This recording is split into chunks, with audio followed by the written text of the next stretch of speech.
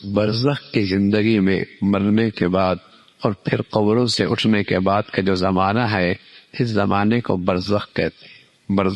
برزخ میں پردہ، دنیا سے بھی پردہ، آخرت سے بھی پردہ، درمیان کی زندگی ہے۔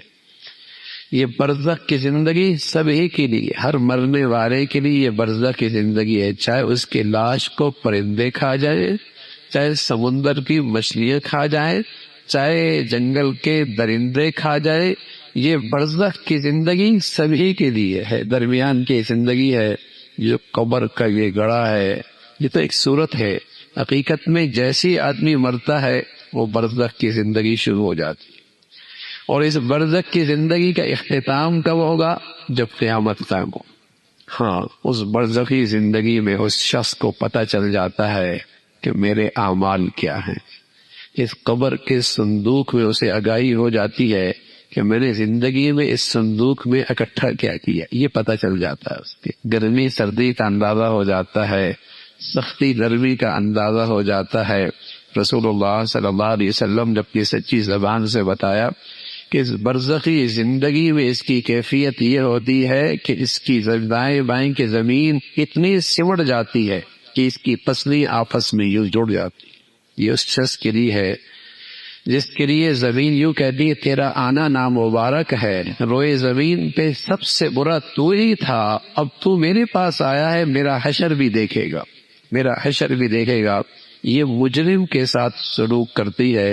اور پیارے رسول صلی اللہ علیہ وسلم نے فرمایا اسی زمین کے حوالے جب ایک نیک آدمی ہوتا ہے تو وہ اس کا استقبال کرتی ہے، تو چلتے پھرتے انسانوں میں میرا بہت پسندیدہ شخص تھا، اور میرا حسن سلوک بھی دیکھے گا۔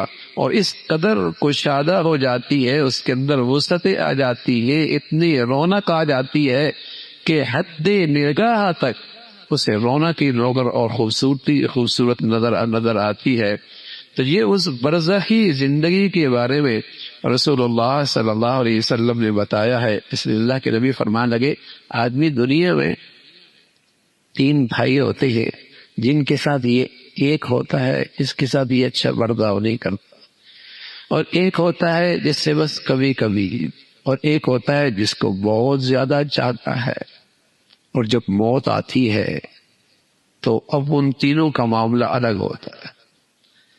تو رسول اللہ صلی اللہ علیہ وسلم نے فرمایا یہ تینوں لوگ جن سے اس کا معاملہ تھا وہ کیا ہیں؟ ایک تو وہ ہے جو اس کا مال ہے، دوسرا وہ ہے جو اس کے گھر والے اہل و عیال ہیں، اور تیسرا اس کے اعمال ہے۔ موت کے وقت مال کیا ہوتا ہے؟ جیسی سانس نکلتی ہے سارا مال یہیں رہ جاتا ہے، جس کو اس نے زندگی دے دی وہ تو موت آتی ہی ہاتھ سے نکل جاتا ہے۔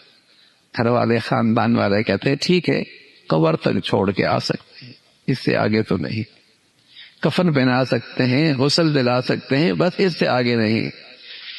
جس کے ساتھ اس نے زندگی بھر اچھا سلوک نہیں کیا، بہت کم وقت دیا ہے، اس کے پاس وقت ہی نہیں ہوتا تھا، اس کے لیے فرصت ہی نہیں ہوتی تھی، بہت مصروف تھا بھائی، یہ بہت ہی مشغول تھا، وہ اس کے اعمال ہیں جیسے کیسے بھی ہیں، وہ ہیں اس قبر میں اس کے ساتھ جانے والے۔ نماز کیسی تھی، تلاوت کیسی تھی، صدقہ خیرات کیسے تھا، لوگوں کے ساتھ اس نے سلوک کیا تھا، اخلاق کیسے تھے، معاملات، اور وہ نیکیاں ساتھ جانے والی ہے۔